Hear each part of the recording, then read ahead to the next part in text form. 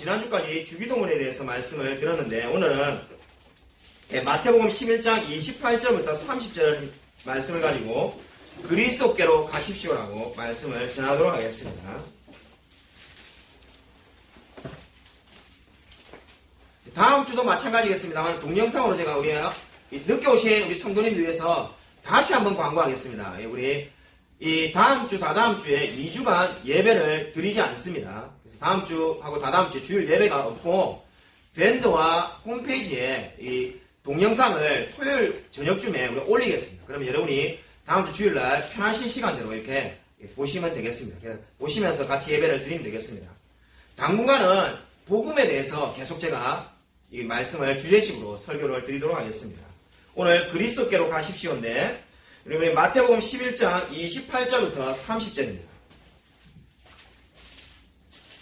마태복음 11장 28절부터 30절 신약성경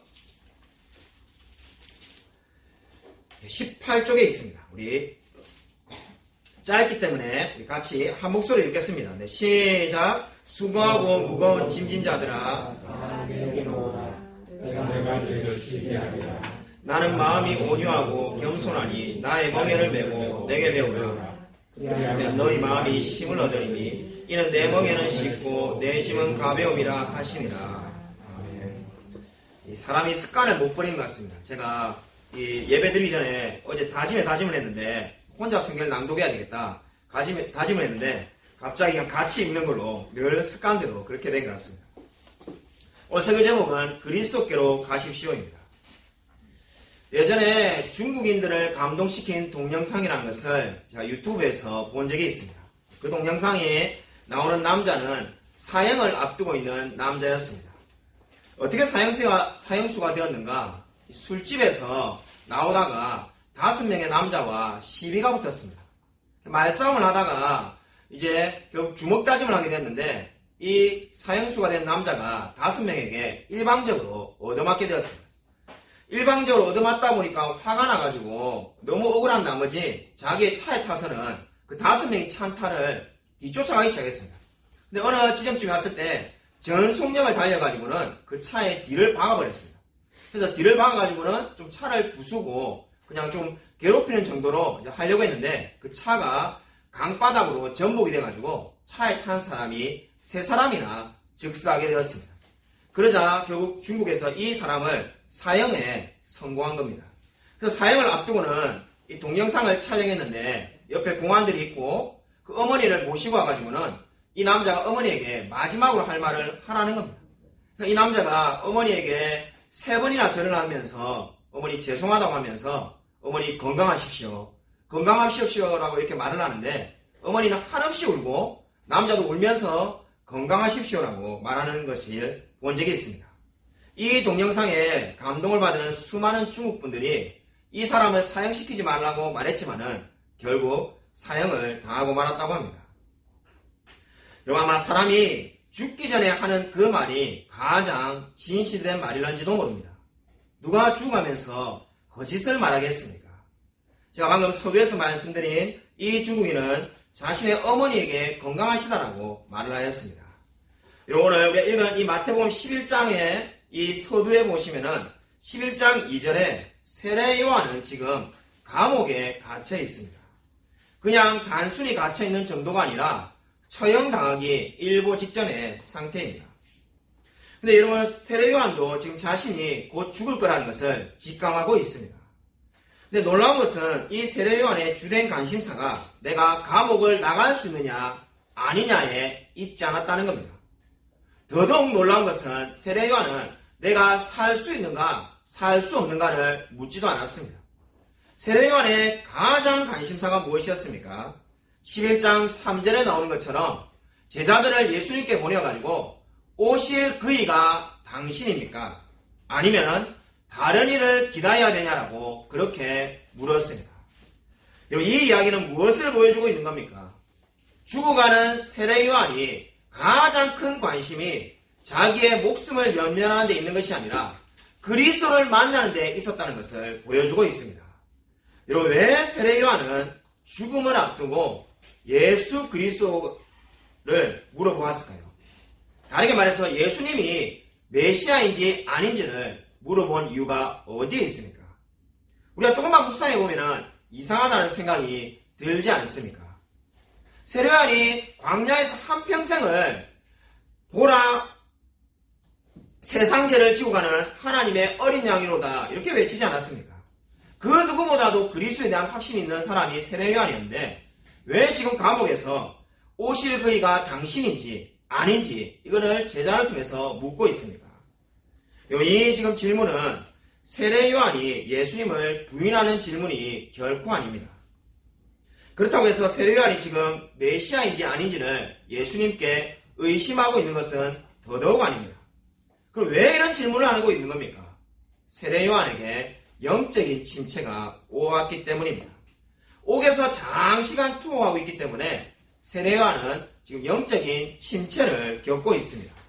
여러분 이 상태는 결코 의심하거나 부인하는 상태하고는 다른 겁니다.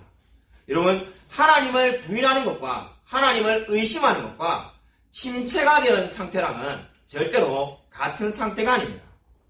자, 목회를 하다 보면은 간혹 많지는 않습니다만 평생을 열심히 신앙생활한 집사님이나 권사님이 죽음을 앞두고 하나님이 진짜 살아계실까요? 이런 식으로 말하는 분을 가끔 만나보았습니다.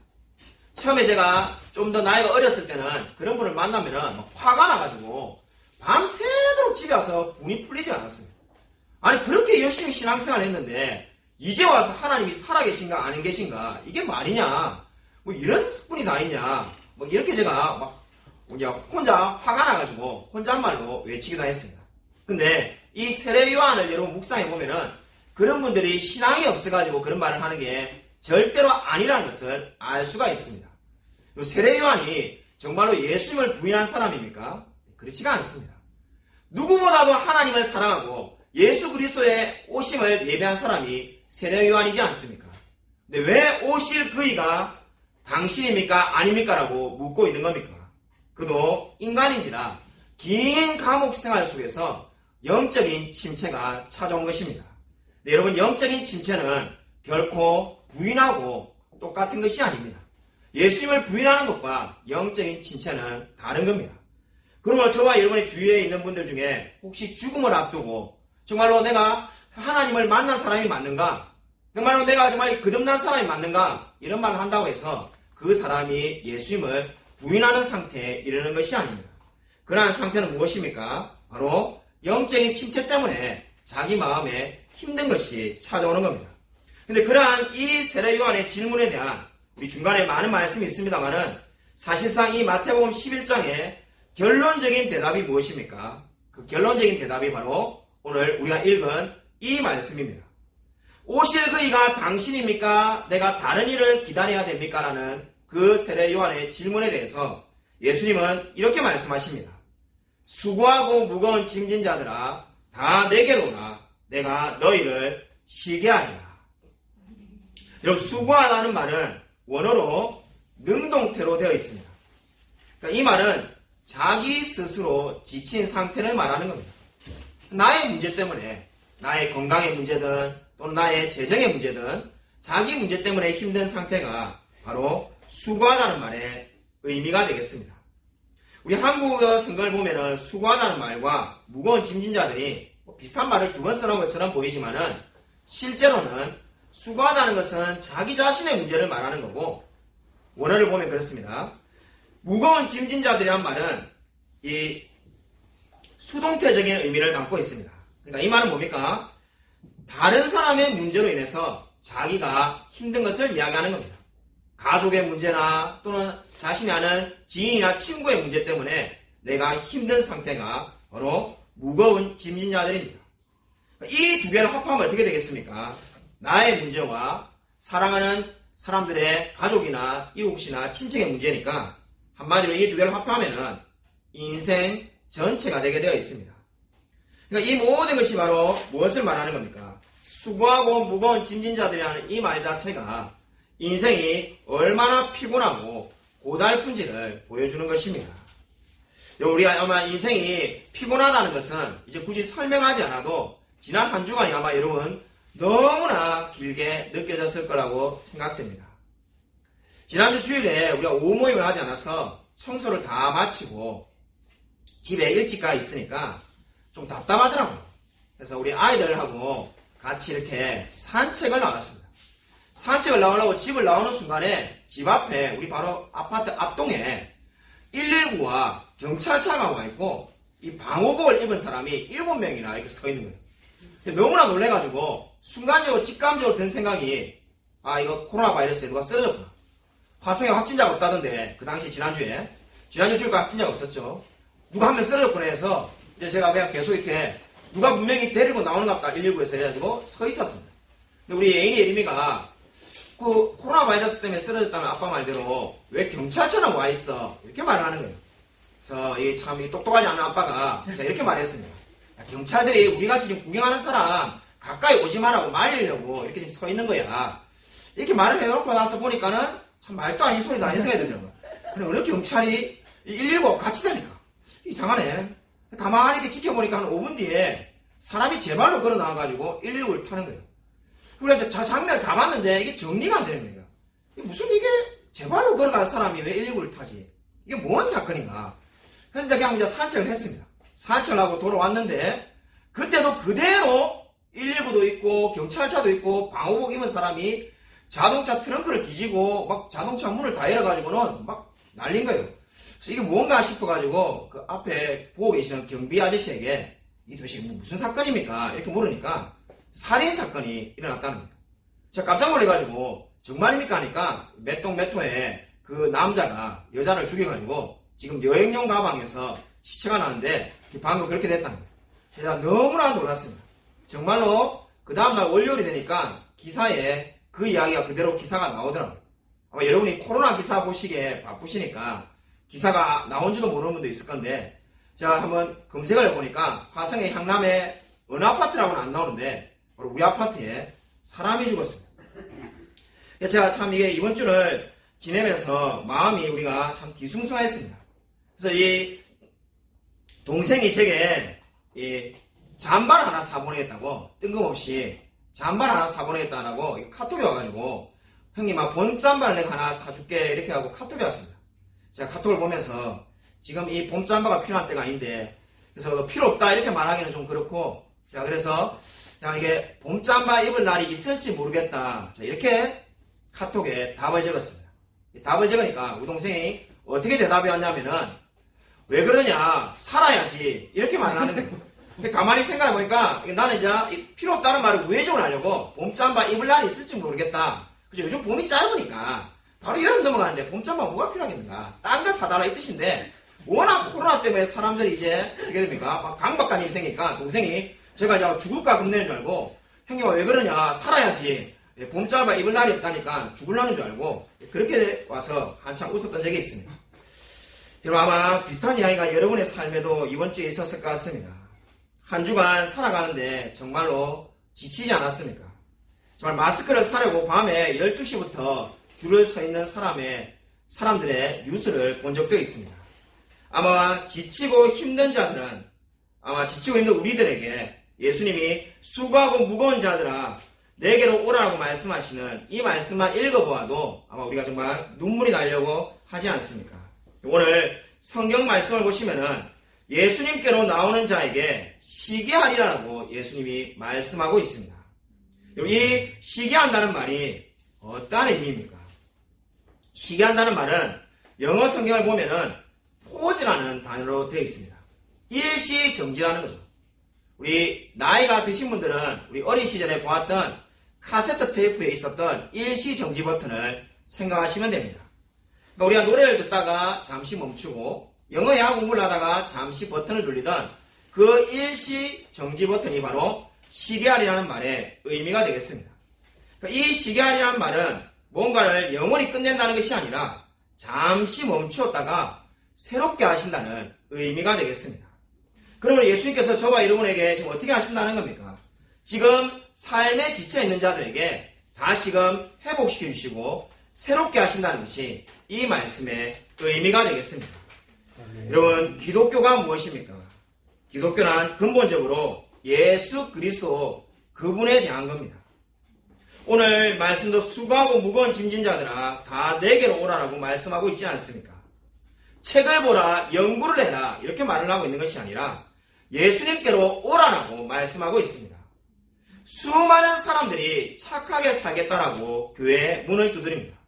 내가 예전보다는 좀 더 착한 사람이 돼야 되겠다라고 생각하며 교회의 문을 두드립니다.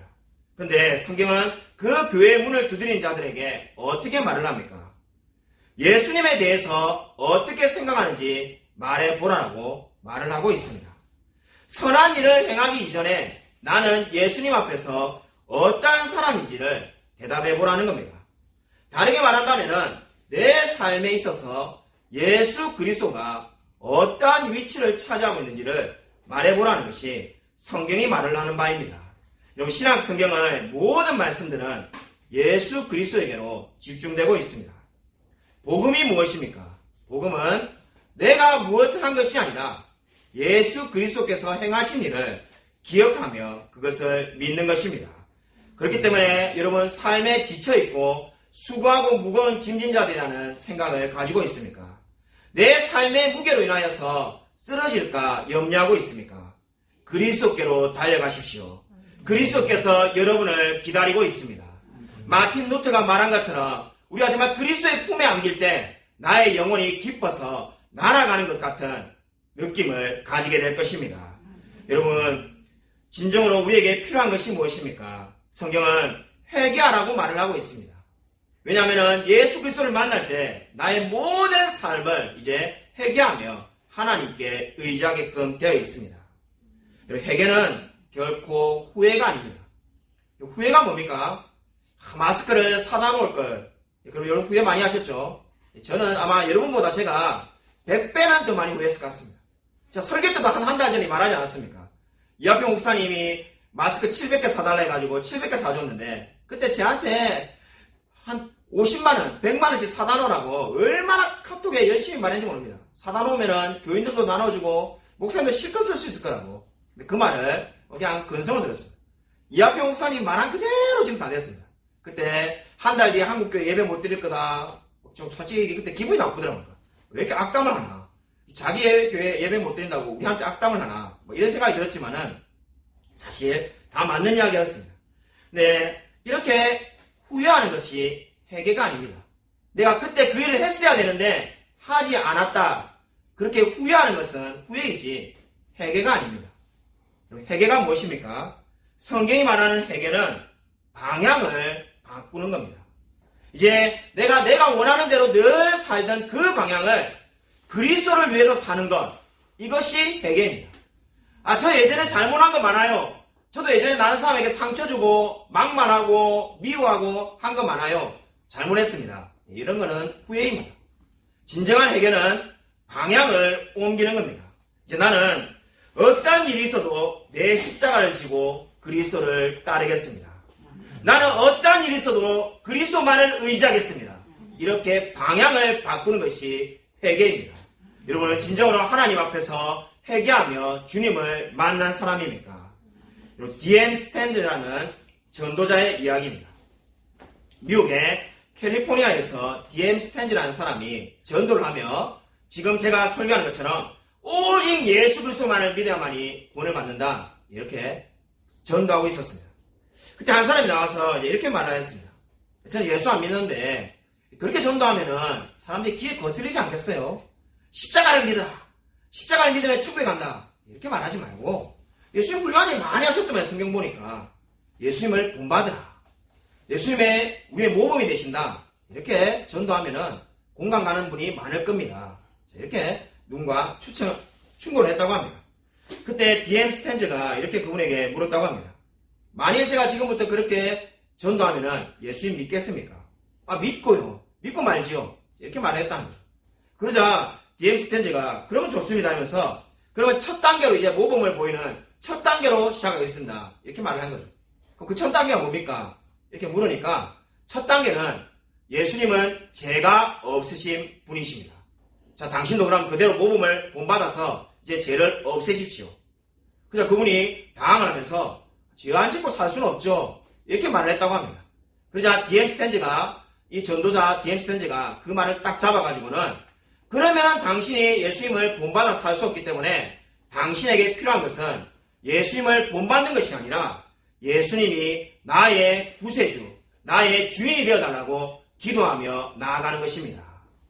여러분, 이 말이 무엇을 말합니까? 우리가 예수님을 닮는 것은 두 번째로 중요한 겁니다. 그것은 나중의 이야기입니다. 가장 중요한 이야기가 무엇입니까? 먼저 예수 그리스도를 나의 주, 나의 하나님으로 영접해야만 합니다. 내가 정말 예수 그리스도를 나의 주인으로 모시지 않고 아무리 예수님을 만나려고 하고 닮으려고 한들 닮아지지가 않습니다. 여러분, 이 세상에 수많은 사람 중에 여러분, 예수님이 형편없는 사람이다 이렇게 말하는 분 본 적 있습니까? 그런 사람 거의 없습니다. 자, 법륜스님 강의도 여러 번 들었는데 법륜스님도 심지어 성경 읽으라고 말하더라고요. 성경 읽으면 참 마음이 편안해진다고. 모든 사람들이 예수님을 훌륭한 분이라고 말합니다. 근데 여러분, 오늘 성경이 저와 여러분이 요구하는 것은 예수님을 훌륭한 분으로 받아들이라는 정도가 아니라 예수님을 나의 구세주로 믿고 있느냐고 묻고 있습니다. 여러분, 내가 너희를 시기하려는 이 말씀은 무엇입니까? 내가 하나님의 은혜가 아니고서는 살 수 없는 존재임을 인정하라는 겁니다. 나의 모든 안식과 평안과 누리는 기쁨이 그리스도로부터 통해서 나오고 있음을 고백하는 사람이 바로 이 은혜를 누리고 있는 사람입니다. 여러분, 이 은혜를 받으시기를 주님의 이름으로 간절히 축원드립니다. 여러분, 말씀을 준비하면서 계속 떠오르는 한 장면이 있었습니다. 스스로 우리 교회에 나오셔가지고, 지금 우리 교회에 스스로 나오시는 분이 또 있는데, 지난주에 광고했던 우리 상가의 부소장님, 것은 이제 예수님이 내 짐을 한번 져줬으니까 나도 예수님 짐을 한번 져줘야 되겠다. 기브 앤 테이크, 이런 거 이야기하는 게 절대로 아닙니다. 오늘 여기서 이 말씀의 의미를 알려면은 팔레스타인의 당시의 상을 알아야 되는데, 당시에 밭을 갈 때는 소가 반드시 2마리가 짝이 되어서 밭을 갈았다고 합니다. 그러니까 멍에는 둘이 지는 거지 혼자 지지 않는다는 거죠. 그 상황을 안다면은 지금 나의 멍에를 매라는 말은 내 예수님의 짐을 너가 지라는 것이 아니라 우리의 짐을, 우리의 괴로움을, 저와 여러분의 괴로움을 이미 예수님은 멍에를 지고 있으니까 너도 와서 이제 함께 지고 이 문제를 헤쳐나가자는 겁니다. 그러니까 지금 예수님이 어떻게 말하는 겁니까? 그러니까 너 그 문제 때문에 힘들어가지고 넘어지지 않았느냐. 근데 이제는 내가 이미 너의 멍에를 지고 있으니까 너도 같이 와서 이 멍에를 지고 이제 이 모든 문제를 해결하자는 거죠. 마치 요즘 우리로 말하면은 우리 지금 신종 코로나 바이러스 때문에 걱정이 얼마나 많습니까? 근데 예수님께서 이렇게 말씀하시는 거죠. 너 혼자만 그 모든 짐을 다 지고 가지 말고 내가 이미 너의 멍에를 메고 있으니까 함께 지고 이 모든 문제를 헤쳐나가자고 예수님께서 말씀하시는 겁니다. 여러분, 왜 우리는 그리스도와 함께 멍에를 메야만 합니까? 여러분, 그냥 하나님을 만나면 안 됩니까? 결코 그럴 수가 없습니다. 요한복음 14장 6절에 내가 곧 길이요 진리요 생명이니 나로 말미암지 않고는 아버지께로 올 자가 없느니라고 성경이 분명히 말씀하고 있습니다.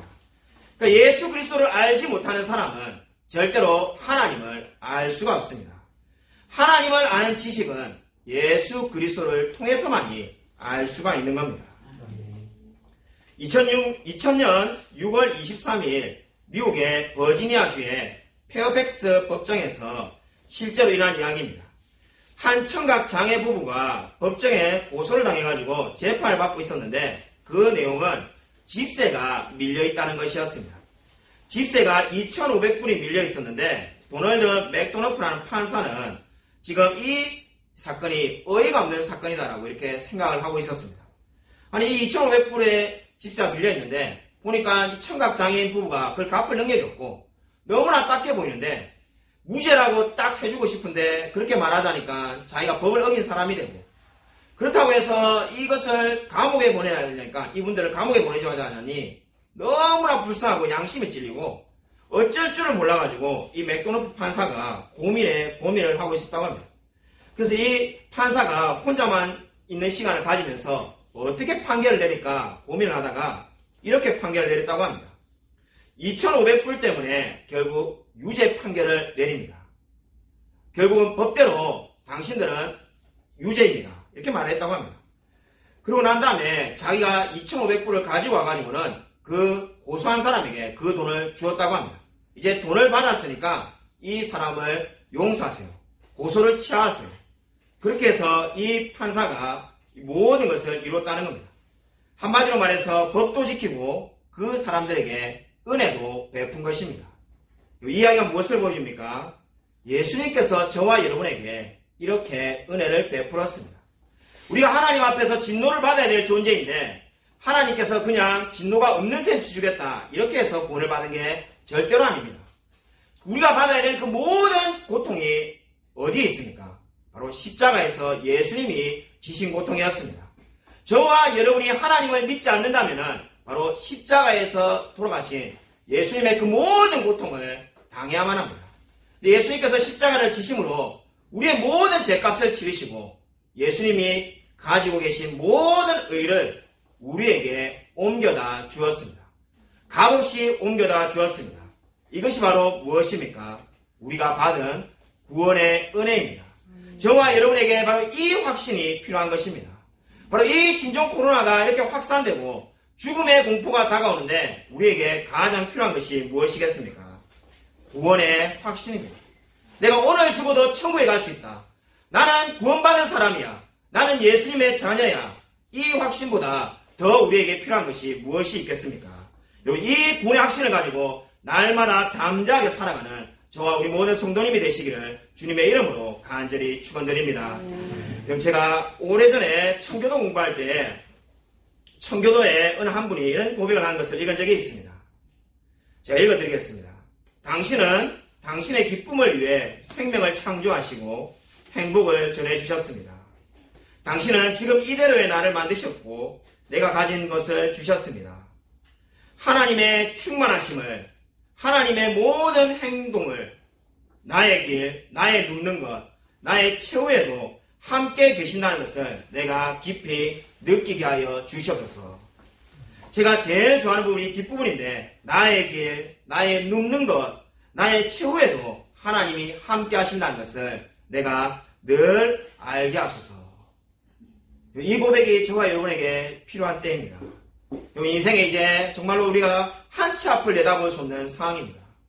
2주 동안 예배를 드리지 않기로 결정했는데 우리가 얼마만큼 더 예배를 안 드릴런지도 모릅니다. 이 한 치 앞을 모르는 이 상황에서 제일 중요한 것이 무엇이겠습니까?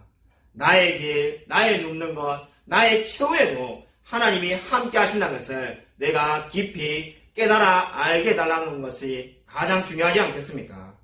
여러분, 코로나 바이러스로 인해서 많은 사람들이 감염되고 심지어 죽는 사람도 늘어나고 있습니다. 왜 하나님께서 이러한 일을 허락하셨을까? 아마 여러분도 이런 생각 많이 하셨겠지만 저도 한 주간 참 많이 묵상해 봤습니다. 근데 제가 앞으로 우리가 얼마나 많은 깨달음이 생길지 모르겠습니다만은 제가 이번 주에 깨달은 한 가지 교훈은 왜 이런 일을 하나님이 허락하시는가? 우리로 하여금, 저와 여러분으로 하여금 예배의 소중함을 깨닫게 하시기 위해서 이런 일을 행하시지 않는가 하는 생각을 가지게 되었습니다. 여러분은 어떤지 모르겠는데 저는 솔직히 가끔 예배가 너무 많다 이런 생각을 한 적이 들어 있었습니다. 목사님이 그런 생각하시면 어떻게 합니까? 솔직히 그런 마음이 가끔 들더라고요. 제일 심하게 들었을 때가 제가 부목사로 있을 때 제가 한번 하도 기분이 안 좋아가지고 한번 헤아려 본 적이 있습니다. 신방을 하루에 한 6집씩 하고 그 당시에 대신방 한다고 장례가 일주일에 3군데가 나고 그래서 제가 한 번은 수요예배, 금요기도에 가정예배 또 매일 드리죠. 그리고 신방 하루에 6번씩 장례예배 이런 식으로 하고 헤아려 보니까 일주일에 예배를 50번 드린다니까요. 그때 기분이 얼마나 안 좋던지 아니 하나님 인생에 예배밖에 없습니까? 진짜 예배가 삶이네. 이게 뭐냐 원망이 이렇게 막 드는 거니까 아니 사람에게 하면 다른 거 취미도 있고 좀 생활이 있어야지. 그냥 여기서 이 집에서 예배 드리다가 나오면 저 집에서 예배 드리고 또 교회 예배 드리고 막 헷갈려가지고 찬송가도 막 늘 이게 불렀던 것 같고 어느 집에 신방을 가면 이게 이 집에 신방을 때 예배에 이 찬송가를 불렀는가 안 불렀는가 막 헷갈릴 정도로 이래 살아서 뭐하냐 이런 마음이 팍팍 들 때 하나님께서 제게 늘 보여주는 게 있습니다. 자, 그 이외에도 제가 가끔 가다가 예배 드리는 거 지친다 너무 많다 이런 생각이 들 때마다 하나님은 늘 제게 이렇게 말씀하시고 보여주더라고요. 성실아, 너 예배 드린 게 얼마나 소중한지 이미 너는 목격하고 보지 않았느니 제가 아일랜드에서 살 때 정말 예배가 얼마나 소중한지를 깨달은 적이 있었습니다. 자, 그 당시에 교회도 열심히 안 다닐 때인데 영어 설교 듣기 싫어가지고 브라이언이라는 우리 집주인하고 같이 자기가 설교한다고 저를 데리고 가가지고 신학교도 안 나온 사람이 자기 설교 한번 들어봐라 해가지고 제가 이제 저는 설교 평가하는 마음으로 가서 예배를 드렸죠. 아일랜드 저 산골에 이게 대여섯 명의 어른들이 모여가지고 예배를 드리는데 저는 설교 들으니까 솔직히 말해서 교만한 마음입니다만은 내 설교는 그에 비하면 명설교고 그죠? 그냥 여러분이 알아듣기 쉽게 말하면은 제 설교는 거기에 비하면은 진짜 이창수 목사님이나 박영선 목사님 설교고 이분 설교는 목사가 아닌 설교입니다. 그래서 너무 마음에 안 드는데 저는 막 들으니까 이게 설교인가? 앞뒤도 없고 주제도 없고 그냥 막 자기 하고 싶은 이야기 막 쏟아내는데 그 듣고 있는 분들 다 우는 거예요. 너무 놀라가지고 이건 내가 정말로 교만해서 내가 아무 때나 판단하는 게 아니라 이건 진짜 울 설교가 아닌데 이건 정말로 누가 봐도 울 설교가 아닌데 이걸 어떻게 울 수가 있는가? 자, 끝나고 난 다음에 물었던 적이 있습니다. 왜 울었습니까? 그러니까 거기에 있는 분들이 1년 만에 설교를 직접 처음 들었다는 거죠.